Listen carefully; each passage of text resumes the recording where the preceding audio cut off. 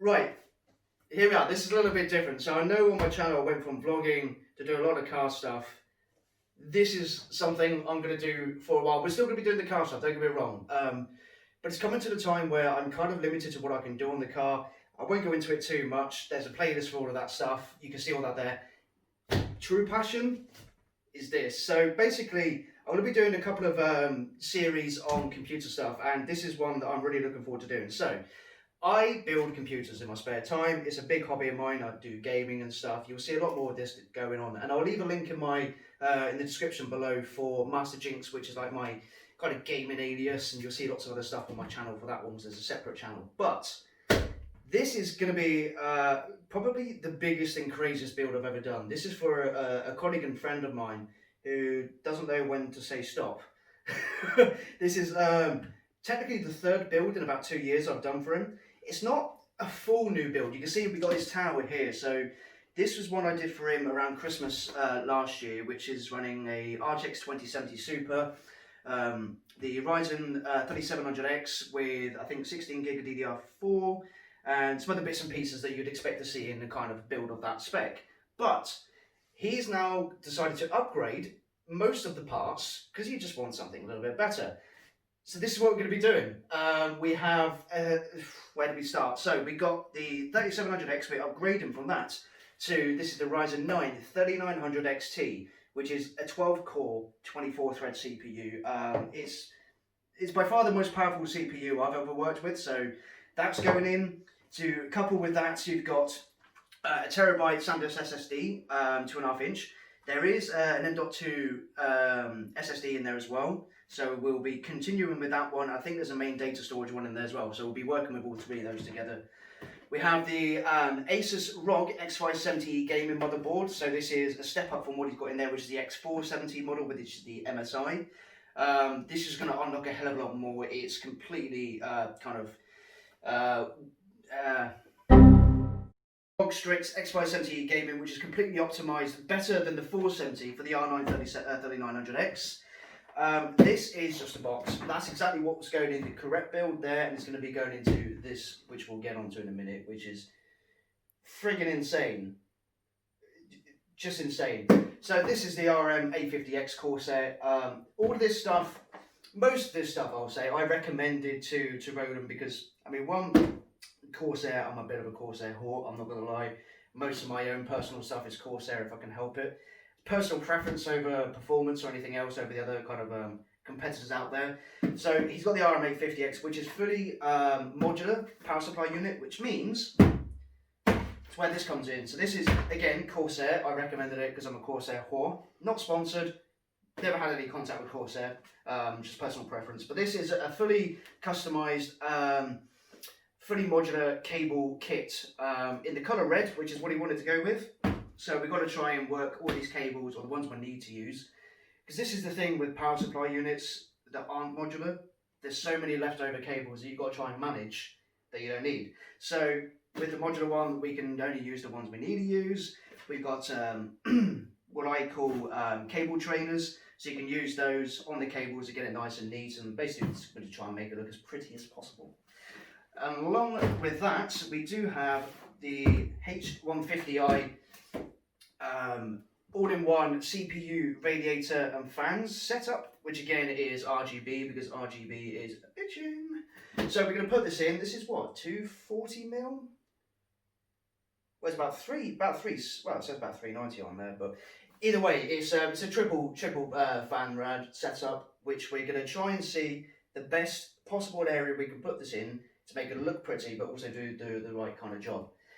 And for the creme de la creme, well, more Corsair stuff. I just can't help it. I just love Corsair. That's two 16 gig chips, DDR4, 3600 megahertz, and of course that's also RGB. The last thing, but certainly not the least, this is the most craziest friggin' case I have seen in my life. This is 20 kilos of thermal teak case. It's called the Level 20 GT ARGB. This beast on the front has two 200mm fans. I haven't taken it out of the box yet. I can't wait because then I've almost broken my back several times carrying this thing. But The reason for going for this was purely the main idea of heat control and space and fan and air movements. In the UK, we've had like quite the heat wave lately. Now, obviously, that's not permanent. We're not going to get heat waves forever in the UK, but heat is becoming more of an issue each year, and I've experienced it, and John on the camera's experienced it, and a lot of my friends have experienced it, as I'm sure many of us have. We've seen an increase in temperatures in our computers purely because of just the heat that we're having. What better way, other than water cooling, which has been proven by some other kind of big YouTube computer kind of guys, you don't really get much better of a benefit over air cool. If you do air cool right, it's the only benefit of a liquid cool setup is the looks. So we're going to go liquid cool on the CPU, but the rest of it is still going to be air cooled. And with a big case like that, that shouldn't be an issue. So what we're going to do, we're going to clear all this up, get it ready, and honestly, have you ever seen a case this big? Have you? No. It's mad. I can't wait. And if you ever want to go liquid cool, which I'm personally excited for and dreading because I've never done water cool loops, but he is considering it. This will definitely fit, that's for sure. Right, so I think the first thing that's going to be sensible to do is start building the motherboard up. So I haven't opened anything yet before, so we're going to kind of get crack-a-lacking in with this, and I'm really excited. I've never done something as high spec as this, so big shout out with Rob because I love their stuff. This is a full-size RTX board, which is going to be handy. What else we got here? Got stupid compartments you can't get anything out of. God, Jesus, the literature they send is mad. We got something inside of that. We got a manual. We got a custom cable mod coupon. That could be handy. Look at some mods for mine. Motherboard thing. Don't need the driver disk for that because I always tend to run them off the internet direct to get the latest updates. And just loads of jargon. No stickers, I see. Are they stickers? A whole batch of stickers actually. I lie. You get loads of them there. I'll need that for our customer Roland to look for and see what to use. We've got some typical cables, bits and pieces, some screws. A hotel room door card, because who doesn't want one of those? Any other goodies in here? That's what I was looking for. So, get 2 SATA cables, 3 SATA cables, 4 SATA cables. I've never seen 4 SATA cables sent with the motherboard before. It's normally 1 or 2. I guess that will be the RGB cables. Same with those. We'll have a look at those later on. All sorts of bits and pieces to go in there. We'll just chuck everything back in there. There's something in here as well. I'm guessing this is more like a setup guide. If we can get into it without breaking the box, that is.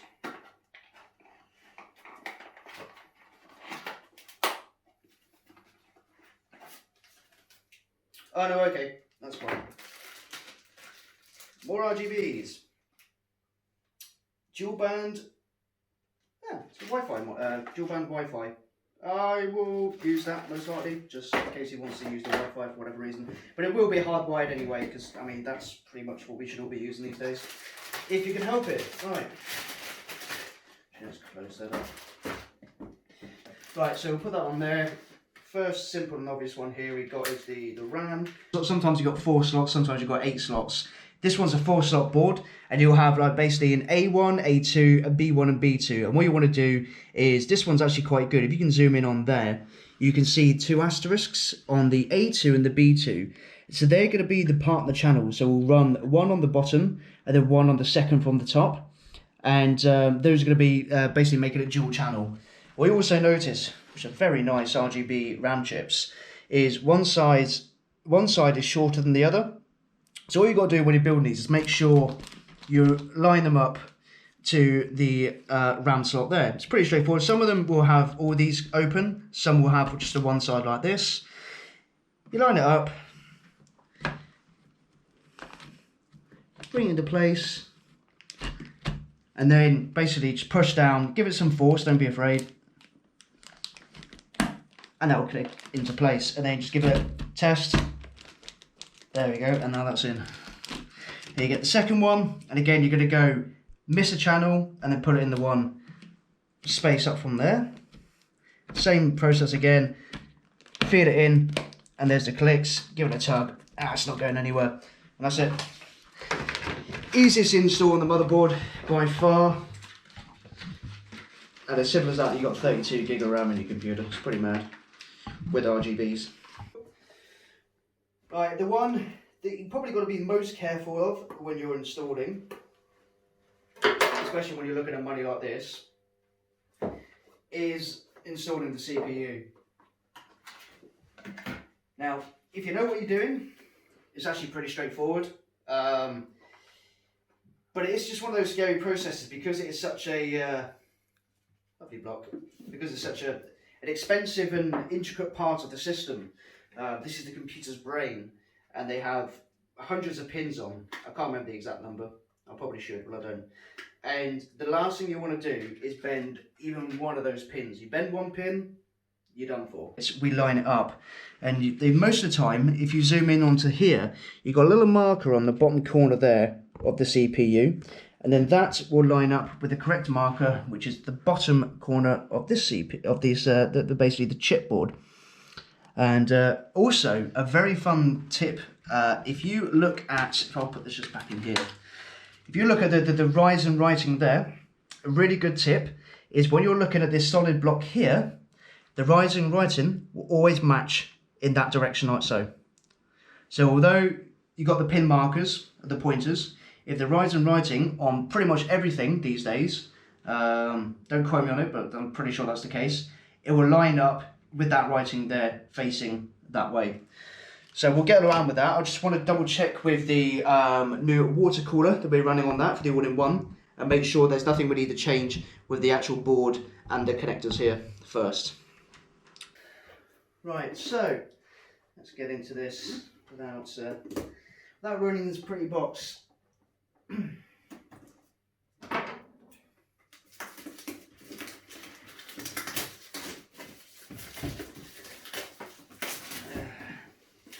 was wondering how many mistakes I'm going to make during this process. None yet. Right, so I've already kind of gone ahead and made the start. So basically what we had to do is change the Intel bracket that comes on the all-in-one and change over to the AMD one. The bonus of this one here in particular is you don't really have to change anything on the board. It all kind of interacts and works with it. So all you're going to be doing is plonking that down on there like so, and then kind of matching up with that. So it's pretty straightforward to do. What you've got to do is just line up the bracket to how we want it. I think what I'm going to do is I'm going to put it down this way here, lock that in. So what we're going to want to do is obviously have the Corsair writing in the nice place where it's going to line up with the brackets. So we can do that in a second. The main thing right now is obviously to actually fit the CPU into the board itself. So when you're doing it, you kind of don't want to pick it up by the pin side. You want to try and keep your fingers away from it as much as you can. And then all you've got to do, like I said, is either keep an eye on the points to match the board, but you can also keep it on the writing that's going to match this way. All you want to do is just kind of get it lined up as close as you can, and it'll pretty much just drop straight in. You can kind of give it a little wiggle, make sure it's in place, and you use the arm on the side that clicks into place. So you can just try and double check. It's not going anywhere, it's nicely lined up, it doesn't want to pop out. So that is literally all you need to do to install the CPU. And that's scary because if you break a pin, you can void your warranty and you can lose up to however much this kind of thing costs. Ryzen 9, in excess of 350 to 400 quid at times, so you just want to be careful, you don't want to make that mistake. So I'm not going to install the fan yet and the cooler because, I mean, basically I want to be able to move the board around a lot, and putting that on there restricts me. But we've got that ready. You don't need to apply any thermal paste because this will come with its thermal paste pre-installed on the all-in-one. And all we need to do is kind of leave that to the side a little bit, get that out of the way. And just move on to the next stage. So what we need to do a little bit of is start to take Roland's original computer apart, because there's still some parts in there that we're going to be using for this build. So like I said, I only did this room just before Christmas of last year, which is a pretty powerful build, to be fair. It's certainly not sluggish, but he decided to go for an upgrade and get some more powerful parts. I'm certainly going to make use of his spare parts that he's not using now. So we need to take the RTX out, because that's going to be going into this one. We got the main storage hard drive here that's going to be going into that one. We've also got the M.2 XPG SSD there. I can't remember what size that is, but I assume we set that up for the operating system. Is that a 2.5 inch? That's a 2.5 inch SSD there as well. I might have to speak to him about that, because he's going to have 3 SSDs in a storage drive. That's friggin' mad. We still got an H50 in there as well. Interesting stuff. Right, so we lay this flat down. I'll take the other side panel off as well, so I can start getting some of these cables. Right, so I mean, basically what we need to do now is start stripping this. I just want to kind of snip all the cable ties that we had, connecting and keeping everything nice and tidy in here. One up there.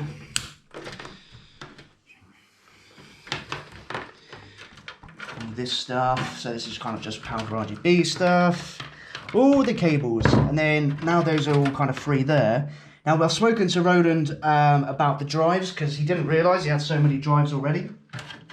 So we're going to keep the Kingston one on there. I think he said that one was about 256 on there. Did I screw that into there? Yeah, I did screw that into there. Right, let's grab our trusty kit here. Where's my little box? You got it? Thank you, John. So we'll just go with, I should do the trick. Absolute lifesaver, one of these. Now, for people that don't necessarily do this often, I wouldn't recommend power tools, purely because it's not too bad when you're loosening stuff, but when you're tightening things up, you know, they're quite fragile, so you don't really want to be over tightening them. Now this specific one, which is what, a McAllister one, many British people may know them. You can get them from B&Q for 20 or 30 quid. They do have torque settings, so you can do it in a way where, I'll put that down to there. It's a bad example, we'll leave that better. But you can torque them down, so you can't over tighten things. I kind of just know by feel how much is enough. So this one is a 240 gigs. So this has got his operating system on. So we'll put this in the new build. I think on the case of that size, there are mounting points behind where normally you see all the gubbins for all the cables, so we can kind of mount that at the back out the way. He's also got an M.2 on this one as well, so he wants that used in there. He wants the 1TB SSD back in there, or the new one. And we're going to take the 3.5 inch, which is also 1TB. We're going to transfer all his data off that onto the SSD, so he's running 0 mechanical drives, which is good for safety, good for temperatures and noise prevention.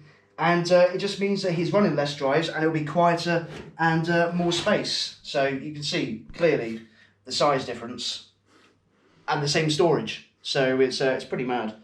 These are on the way out, really. There's still plenty of people using them, but I think as time goes on, I mean, most things these days, even at entry level, you'll find SSDs. You can pick them up, a 240 like that, for 25, 30 quid.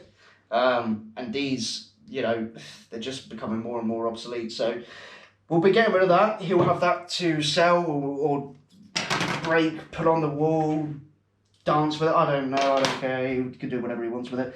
But he won't be using that in the future. So if I move this around so you can see. So what we need to do now, we got the drives out. We need to take the M.2 out of here.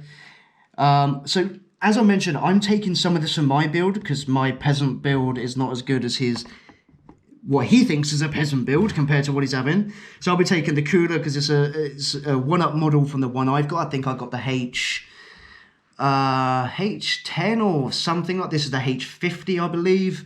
So I'm using the CPU that's already behind this, and I'm using the RAM and the board.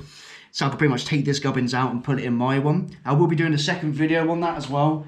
Probably come out 24 hours after this one or a day after. It depends how long it takes me to render and edit. But I will either do a video or I may even do a live stream. I haven't decided yet.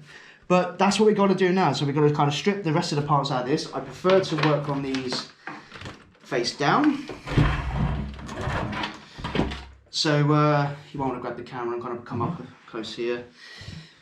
So working kind of face down, it just means I can kind of get to everything a lot easier. Take this back panel off here.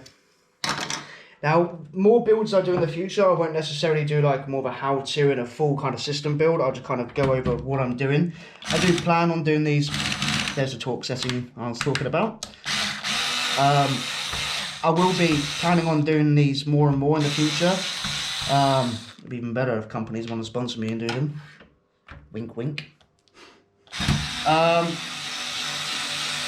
absolutely love doing this stuff. Like, people say, you know, do this as a job and stuff. I just enjoy it. If I get paid to do it, so be it. But I'm not getting paid to do this. I'm doing it for a friend. We worked out some deals on some kind of hardware. But I'm gonna do that. Yeah, but it's just, it's like for anyone that's seen Fast and Furious, the originals, you know, when Brian's talking to Jesse, I said, why do you do all this stuff, you know, with all the kind of car stuff and all that? It chills them out, and this chills me out. Sometimes. I just enjoy doing it. Peely peely. He said that was going to be a bit of a pain to get off, and he was not wrong. That's that stuff. What's that stuff? It's the, you put it on the wall, but it's really, really sticky. Oh, yeah. I can't think of the name. He loves it. I know he always bangs on about using that stuff. Thanks, bro. That wasn't as easy as I thought it was going to be. If you want me to, I'll see how that goes into how the GPU goes into there. If you want me to try and use that as a GPU kind of mount bracket stand thing, I can do so. It's a bit dusty. It's amazing how much it picks up, isn't it? Right, so I need to try and get to the PCIe slot because they have like a little connector on them to secure that. Look how tight that was in there. I built this, I don't remember.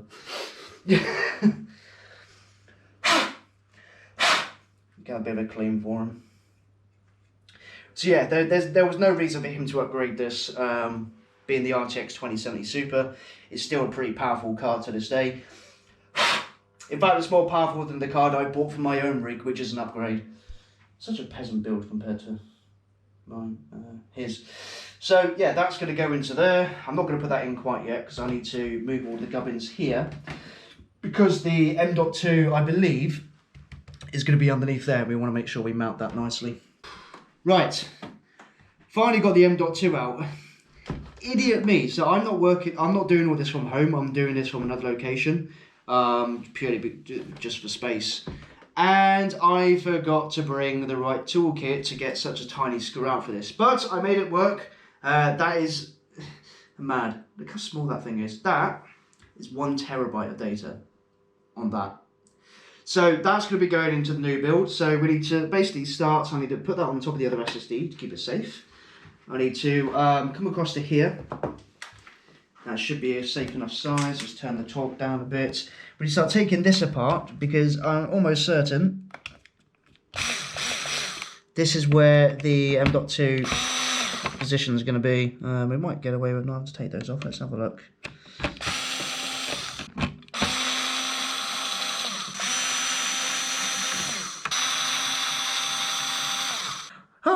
And there she is, M.2. Found you in the end. Right, so let's pop you there.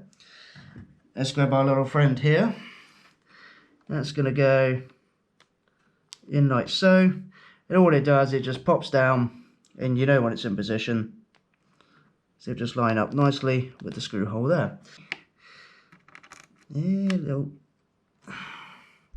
Again, the screwdriver's overkill. If you had something smaller, like an iFixit kit. Everyone uses iFixit kits these days, except me. Not because I don't want to, it's just because it's just something that, although it's really cheap, I've just never got around to doing it. I really should buy an iFixit kit. They are fantastic. There we go. So that is in place, and that is literally as simple as that for an M.2. It should have been more simple if I remember the right tools, or if I had the right tools. So M.2 fitted. All we want to do now is just pop this back on. Right, so next thing I think we're going to do, I just want to get the power supply unit out of this, because then that's all the gubbins out of this one for Ryzen's new one, all kind of out and stripped and ready. So I don't have to worry about the rest of the bits in here because they're going in mine, so I can do that another time. I just want to get these out of the way. I can put out the main case.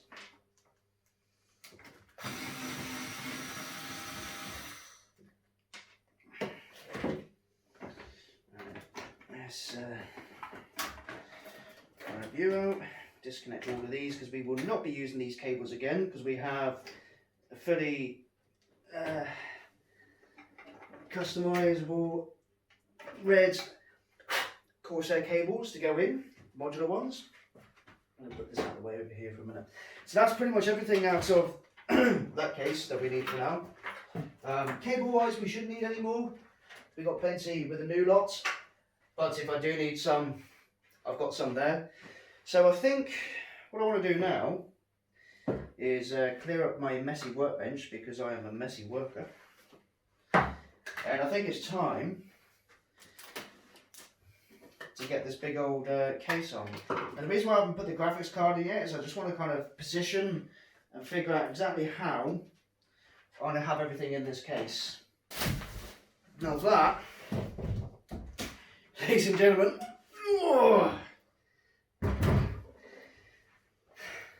that's a PC case. Right, we're getting there. A bit of time has passed since like the last little bit you would have seen. It was just very intricate stuff. I just thought, you know, you didn't really need to see. We're slowly getting there with the build. It is now officially 1 AM on a Friday night. So I've been at work 9 hours, and I thought, sorry, yeah, it shouldn't take too long to get this done. I was wrong. This thing is such a beast. I'm really taking my time with it to try and get everything done. So as you can see, we've made quite a lot of progress since the last bit of footage. So we got obviously the radiators all fitted in, the SSDs on the back. We started running some of the cables. We got the RTX 2070 now into place with the custom cables with the trainers. So I'm going to try and just kind of keep these into place and just try and make sure they over time will stay in a position. Same with the 24-pin RTX.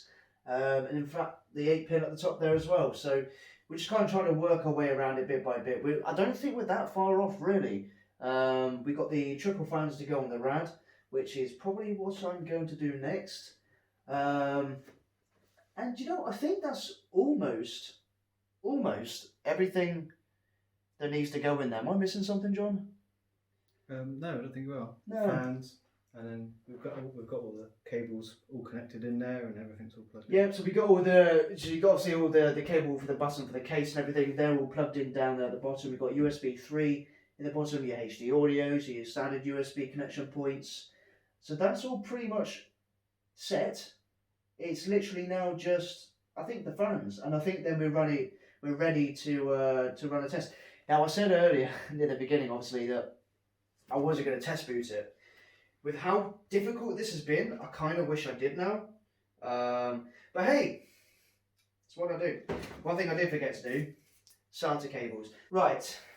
So I'm double checking all the cables, making sure we got everything, and we should. I think we're ready for the first power up. Now, I'm hoping this all works. If not, it's egg on my face. So we've got lights on the monitor. I don't know if there's any kind of normal lights on the board from this point, but let's see. Now the power supply may actually be turned off. Power supply's turned off. Let's make sure the mouse is on. So technically, although it's gone onto a different board, we have a light. We should have the operating system all up and running still. We may have to do some driver bits and pieces here and there, but it's a moment. Should we turn the light off and try it that way? So we can see all the RGB lighting. Let's give it a try. Now, I don't know. This may not even post. I'm really pushing my luck to see if this is actually going to work. But this is what 2.5 grand looks like.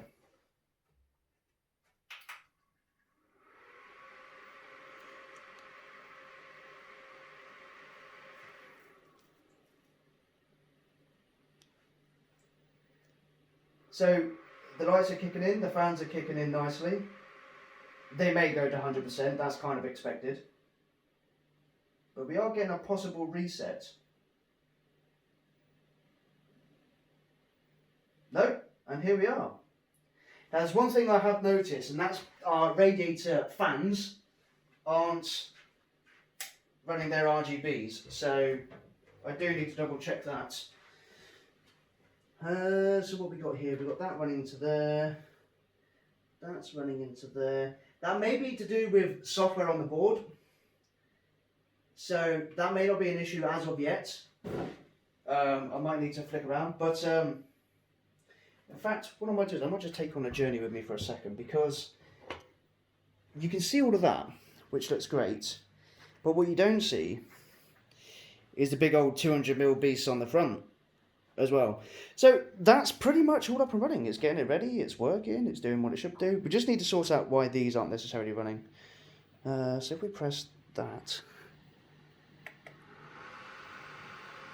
that is meant to change some RGBs. I can't see it kind of kicking in, but it might be software related. Fans are kicking in. That's doing, I believe, what it should be doing. So far, so good. Right. So it turns out that although this is a H150i Pro RGB all-in-one CPU cooler with a radiator and triple fan system, only the all-in-one module is RGB. We just wasted an hour trying to work out the cablings and everything to set up the RGBs for the fans when they don't even exist. So everyone makes mistakes, everyone wastes time. It's now, what, 5 to 3 in the morning? And I was hoping I'll be way past done by now. However, it's one of those things that happens to, you know, the best of us. Or does it? I don't know. But yes, it turns out that they just don't have RGBs in. So whether Ronan will want to upgrade those fans to RGB fans in the future, that, you know, he may want to do, because that'll kind of bring out the colour very nicely there. But other than that, we are pretty much done with the build. Everything's running as it should. The temperatures are barely hitting 30 degrees. I've been checking some of the temps.